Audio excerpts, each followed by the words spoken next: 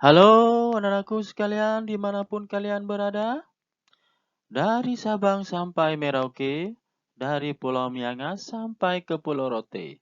Assalamualaikum warahmatullahi wabarakatuh. Salam sejahtera bagi kita semua. Salam santun dari Bapak Guru Tampan.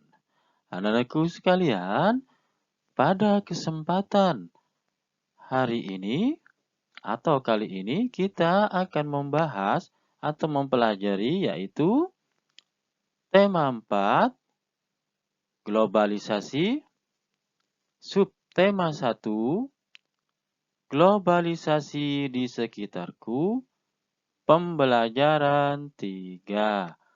Nah, anak-anakku sekalian, sebelum kita mulai pembahasan kita atau pembelajaran kita, alangkah baiknya terlebih dahulu kita berdoa kepada Tuhan Yang Maha Esa agar pembelajaran hari ini diberikan kelancaran.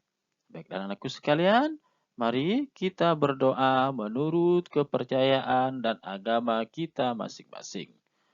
Berdoa mulai. Berdoa selesai. Baiklah anak-anakku sekalian, silakan kalian mengikuti pemaparan Bapak Guru Tampan selanjutnya.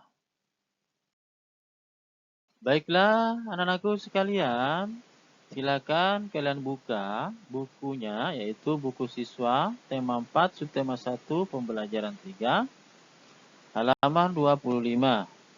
Di situ ada teks eksplanasi menyalurkan energi listrik, bagaimana listrik sampai ke rumah. Atau kalian simak, Bapak Guru Tampan akan membacakan. Simak dan perhatikan baik-baik. Menyalurkan energi listrik. Bagaimana listrik sampai ke rumahmu? Listrik memiliki peran penting di era globalisasi. Tidak dapat dipungkiri bahwa globalisasi terjadi karena perkembangan teknologi di berbagai bidang yang didukung oleh peran listrik sebagai sumber energi di dalamnya.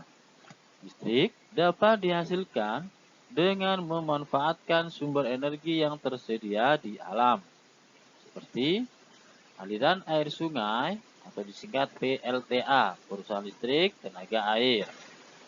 Panas bumi disingkat dengan PLTU, perusahaan listrik tenaga uap. Aliran angin disingkat dengan PLTA, perusahaan listrik tenaga angin.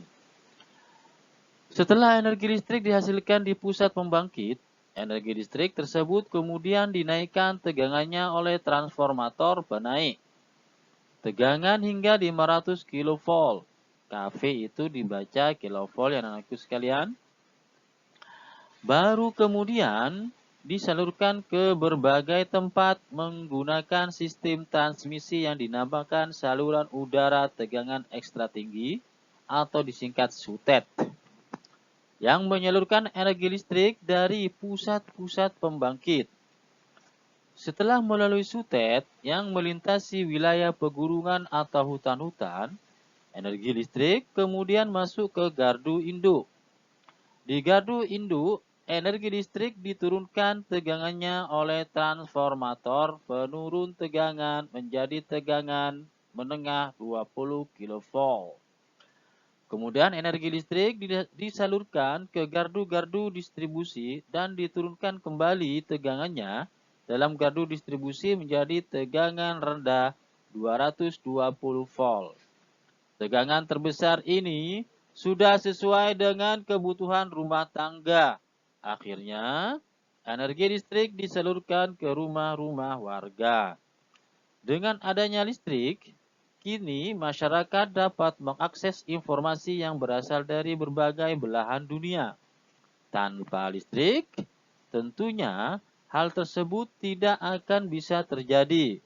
Lalu, bagaimana dengan daerahmu? Apakah kamu telah merasakan manfaat listrik dalam kehidupan sehari-hari di rumah? Jawab pertanyaan berikut berdasarkan teks di atas. Diskusikan bersama teman kalian untuk mendapatkan jawaban yang lengkap dan tepat. 1. Apa saja jenis sumber daya alam yang bisa digunakan untuk membangkitkan energi listrik? 2. Apa fungsi sutet pada sistem transmisi energi listrik? 3. Mengapa energi listrik dari pusat pembangkit listrik perlu dinaikkan lalu diturunkan tegangannya sebelum disalurkan ke rumah-rumah? 4. Bagaimana sistem transmisi tersebut memiliki peran penting di era globalisasi sekarang? Jelaskan dengan singkat. Jawaban kalian bisa ditulis di buku tulis. Anak-anakku sekalian, apakah kalian masih ingat tentang teks eksplanasi ilmiah? Baiklah, Bapak Guru Tampan akan mengupas sedikit struktur teks eksplanasi ilmiah. Yang pertama adalah paragraf pembuka, berisi penjelasan atau informasi secara umum tentang topik yang dibahas. 2. Paragraf penjelas, berisi uraian secara terperinci tentang proses yang terjadi secara bertahap. 3. Paragraf kesimpulan, berisi pendapat singkat penulis tentang topik yang dibahas. Nah, sekarang berdasarkan hasil diskusi, tuliskan informasi penting dalam setiap paragraf dari teks di atas yang berjudul menyalurkan energi listrik pada diagram berikut.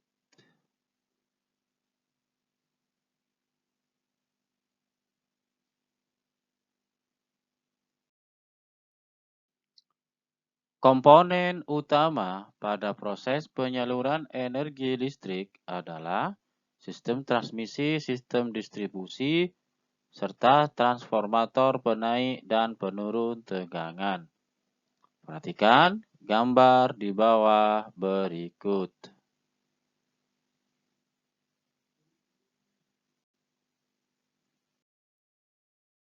Siapakah sebenarnya penemu sistem transmisi energi listrik? Coba kalian simak. Bapak Guru Tampan akan membacakan sebuah artikel pendek. Atau kalian bisa buka buku tema 4, subtema 1, pembelajaran 3, halaman 26 dan 27. Simak baik-baik anak-anakku sekalian. Nikola Tesla, seorang berkebangsaan Yugoslavia, adalah penemu sistem pembangkit dan transmisi listrik pada tahun 1895. Sejak kecil, Nikola memiliki rasa ingin tahu yang besar tentang berbagai hal. Ia sangat menyukai matematika dan fisika. Ia pernah bekerja sama dengan Thomas Alva Edison dan merancang 24 jenis dinamo.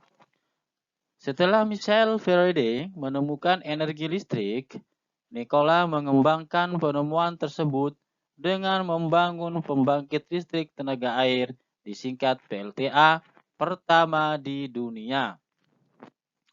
PLTA tersebut memanfaatkan air terjun Niagara di Amerika.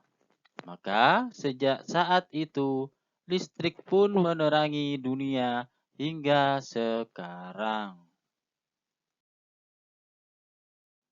Anak-anakku sekalian, coba kalian perhatikan gambar berikut. Gambar ini adalah gambar pembangkit listrik tenaga air atau juga disebut pembangkit listrik tenaga mikrohidro, di mana air dimanfaatkan untuk menggerakkan kincir air atau turbin sehingga bisa menghasilkan energi listrik yang maksimal. Dan kita bisa nikmati bersama-sama kegunaan energi listrik tersebut. Lebih jelasnya, silakan kalian simak video berikut tentang energi listrik atau pembangkit listrik mikrohidro.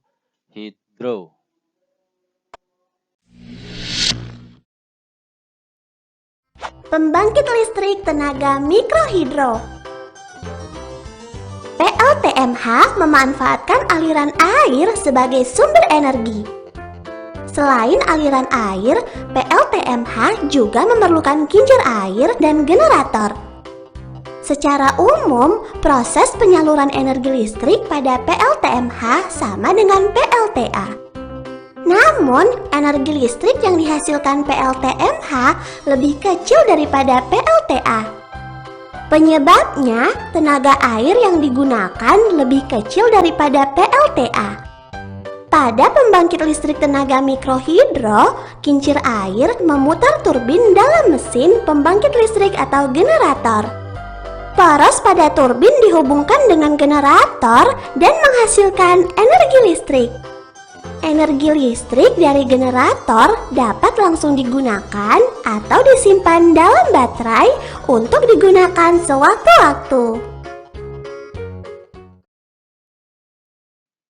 Anak-anakku sekalian, masih ingatkah kalian tentang kalimat efektif? Baiklah anak-anakku sekalian, Bapak Guru Tampan akan mengupas sedikit tentang apa itu kalimat efektif. Kalimat efektif adalah kalimat yang disusun dengan memperhatikan pedoman umum ejaan bahasa Indonesia. Sekarang, coba kalian perhatikan ciri-ciri kalimat efektif berikut. 1. Menggunakan ejaan yang berlaku. 2.